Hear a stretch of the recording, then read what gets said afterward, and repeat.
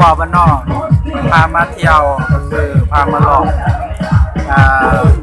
แคมป์คลองมื้อนี้เนาะเป็นโอกาสดีเป็นวันพักก่อนมื้อนี้เป็นวันอาทิตย์ก็เลยได้มาเที่ยวอยู่ที่สวนเจ้าอนุเนาะเป็นยังไงล่ะบรรยากาศเป็นอากาศไ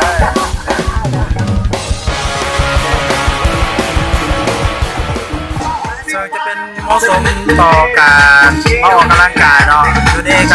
ก็จะออกแอโรบิกเล่นแอโรบิกเนาะ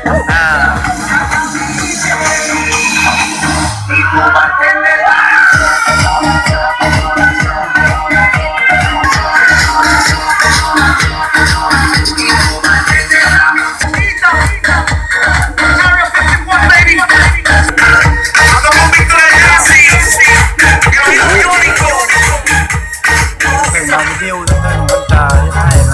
งามหลายเนาะที่หลายคนเขาจะกลับมาเต้นอยู่นี่เนาะซึ่งตัวนี้ผู้ว่าบ้านนอกเองได้มีโอกาสจะเป็นบรรยากาศที่ว่าสุดเลยนะครับมาทั้งความในทั้งการสร้างเวลาโบราณกลับมาเต้นนะครับว่าเราจะพอได้ย่อเขาเลยเนาะ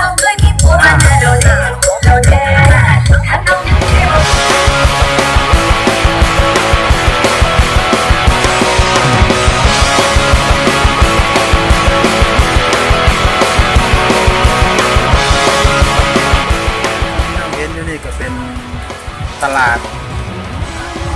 สดกลางคืนเนาะวีรบุรุษพา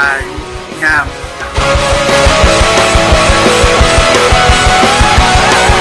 ส่วนจุดด่านเทิงก็จะเป็นร้านนี้ก็จะเป็นสะพานหัวแห่ง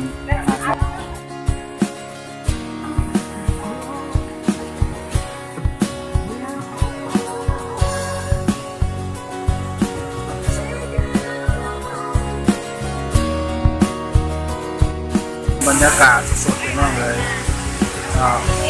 นี่เป็นจะเป็นห้างอาหารแม็กฟู้ดลองมาชิมมันได้เลยทุกคนก็จะมากินหลากหลายเนาะในแต่ละมื้อ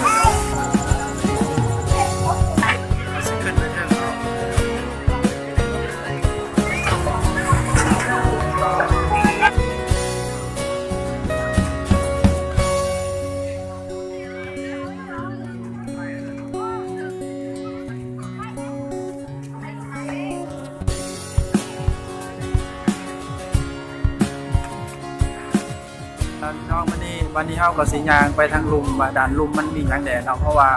ทางลุมก็มีห้างขายเครื่องหลายอย่างแต่วันนี้กว่าวันนอกพาไปตอนนี้เมื่อยแห้งแล้วเนาะเหงื่อแตกเลยย่างวันนี้นะย่างหลากหลายอย่างคนที่มาเที่ยวในแต่ละมื้อนี่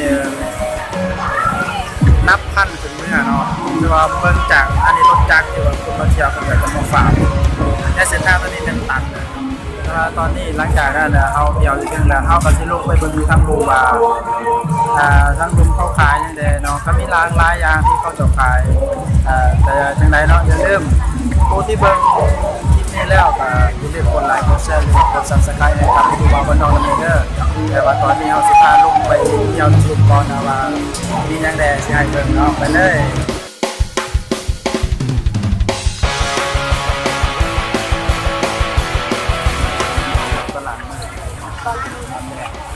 แคมป์ของเราบรรยากาศประมาณคนหลาย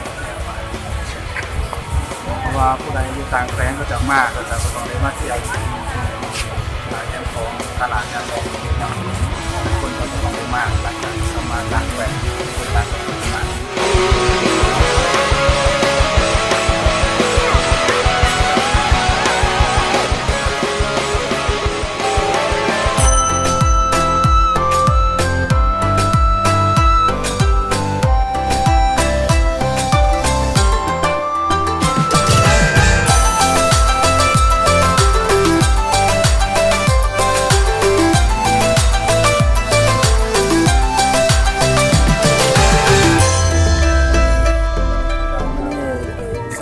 รายการเรื่องผู้ว่าบ้านนอกก็มาถึงขั้นสุดท้ายแล้วเนาะแต่มื้อนี้ก็สิอำลาท่านผู้ชมไปก่อนอย่าลืมกดไลค์กดแชร์กด Subscribe ให้กับผู้ว่าบ้านนอกนั่นเด้อในมื้อนี้นะเดี๋ยวพบกันใหม่ในคลิปหน้าเนาะสำหรับคลิปนี้สวัสดี